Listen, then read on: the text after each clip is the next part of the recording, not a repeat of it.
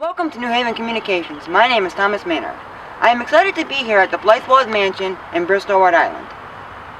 I am here today for their annual Daffodil Days event. Each April, Blithewold opens its gates to the 33-acre seaside estate with over 50,000 daffodils for people to come view the display. Joining me today is a local resident, Rebecca Sattel. Rebecca has spent many days here at Blithewold, and Daffodil Days is one of her favorite events. And she has agreed to come here today to talk to us and share her knowledge about the various gardens and the Daffodil Day event. And here she is. Thank you, Thomas.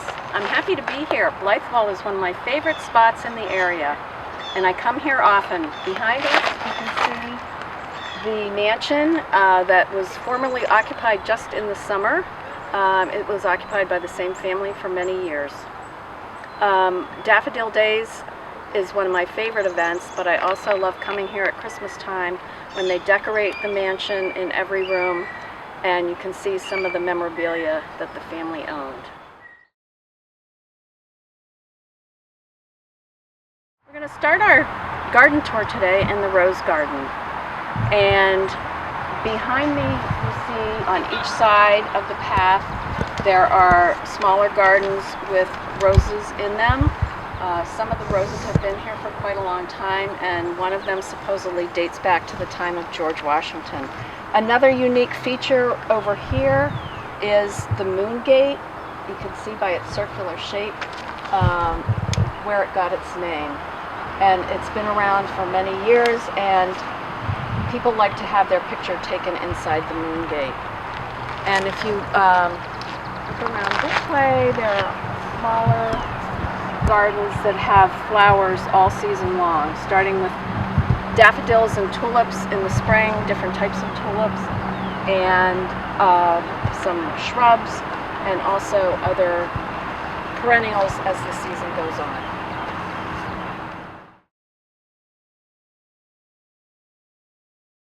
What you're seeing right now is what is called Lover's Lane.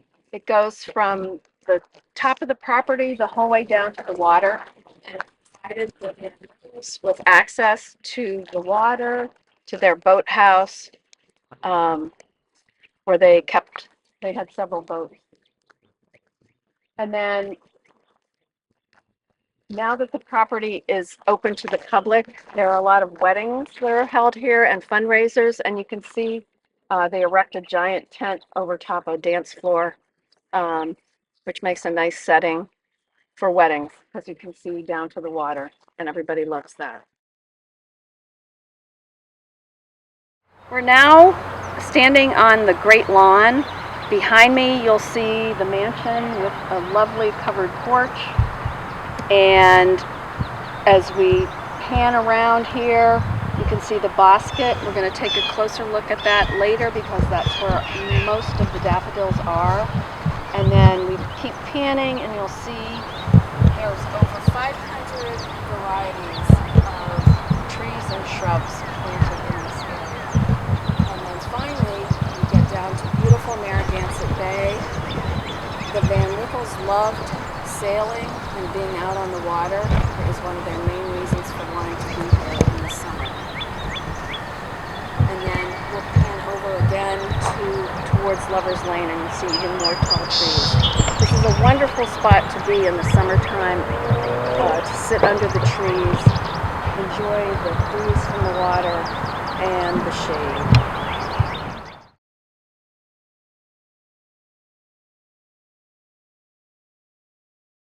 Behind me is the North Garden, which was formerly known as the Sunken Garden, which you can tell the ground dips down here. There are wide perennial borders here. There are a lot of shrubs. It changes constantly. It's fun to come here every few weeks because you never know what kind of plant life you're going to see. Embedded in the wall over there is something that came off the chimney from the house that preceded the one that's here now, and it burned down to the ground. And the North Garden has paths leading into it, and from there we're going to go over to the bosquet, which is where the daffodils are. You can see behind me there are a lot of people here as was mentioned earlier, Daffodil Days is very popular, especially this week. It's school vacation, and a lot of people bring their children here to see all the flowers. Right now I'm seated on a stone bench in the bosquet, which is French for woodland. This has been an important part of the landscape here at Blithewold since 1895, when the landscape architect John DeWolf designed it. In the fall, you can see there are lots of trees which provide a canopy, and again, this is a great place to be on a hot summer day. In the spring, it's just full of hundreds and hundreds of different varieties of daffodils. They will be replaced by ferns and other shade-loving plants as the season goes along. And to my right is a lovely fountain with a little boy and a fish. It also adds to the ambiance here and also makes you feel cool on a hot summer day.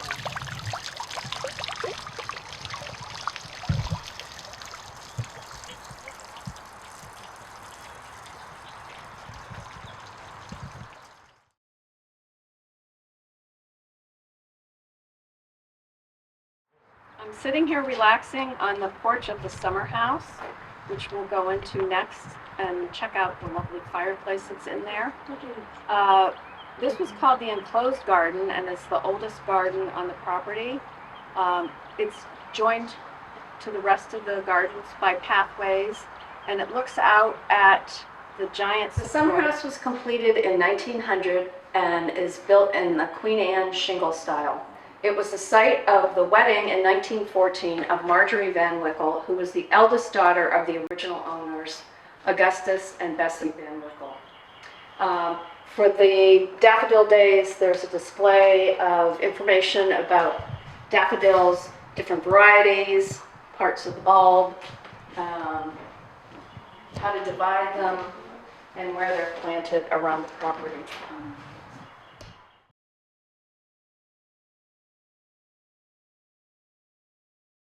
I found another place to sit and relax. I'm in the bamboo grove, which covers the site about the size of a tennis court. The bamboo shoots are called culms, and they grow really rapidly. They say that in the springtime you can almost watch them grow before your very eyes. Blithewold makes good use of them. You can see in some of the other gardens they create trellises and stakes to support different things in the garden. In the greenhouse where they overwinter some of the plants that need protection. They also use this greenhouse and the other one to start plants for the spring and summer season. I love coming in here. It always smells fragrant, and they have all different varieties of plant life, including some of these.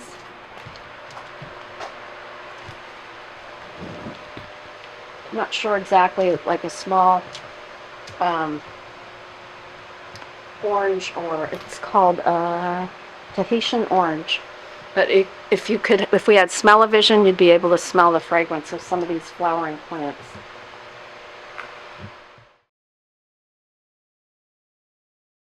All right, here we are in the idea garden, which, guess what? It's where they get ideas for things to plant around the property.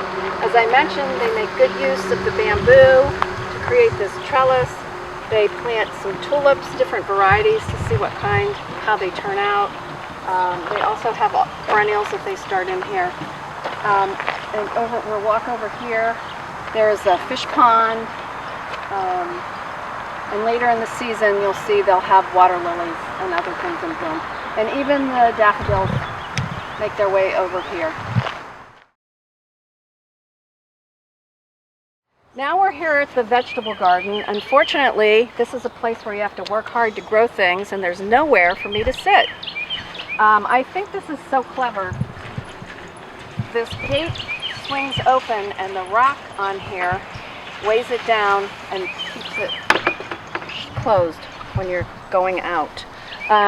You're not going to see much in the vegetable garden yet. It's really too early in the season. They probably have planted peas already, maybe some onions. But if you come back later in the summer, you'll see just vegetables of every variety, tomato plants. They have a wonderful group of volunteers who come and harvest, and then they give out the vegetables to some of the volunteers, and then I think also to local charities.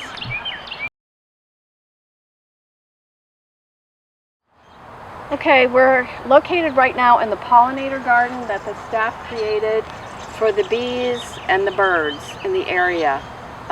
Again, it's early spring, so what we're really seeing are some more daffodils because they are lovely and they're everywhere. But if you come late in the summer, you might see coneflowers, summer phlox, thistles, and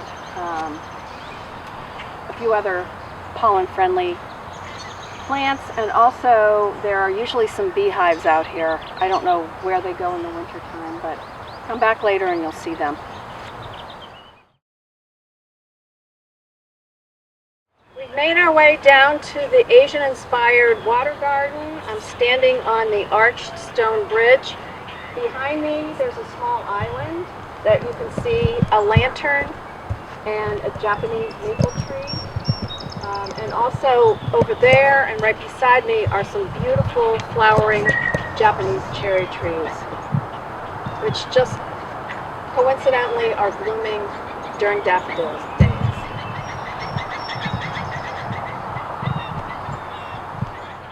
Summer when you come, this will be filled with water lilies, and if the water level goes down, as it does sometimes during drought, you'll hear the bullfrogs sound, and it's very funny.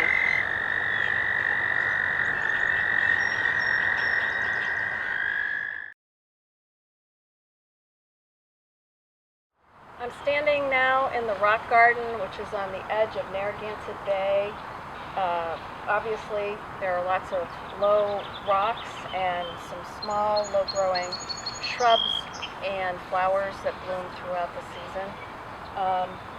And again, it's one of my favorite spots to visit when I come to Blithewold. I hope you've enjoyed our tour.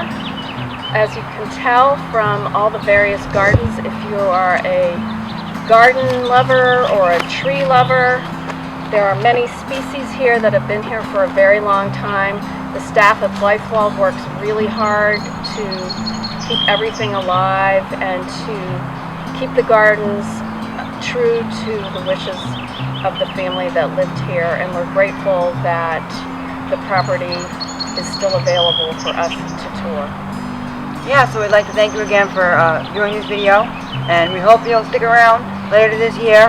We're going to do a tour of the mansion which you saw at the beginning, and hope you'll view our other tours of mansions, such as the Marble House, which has done very well lately, and we hope you stick around to view our other videos, and maybe subscribe if you like our content, and leave a like on this video.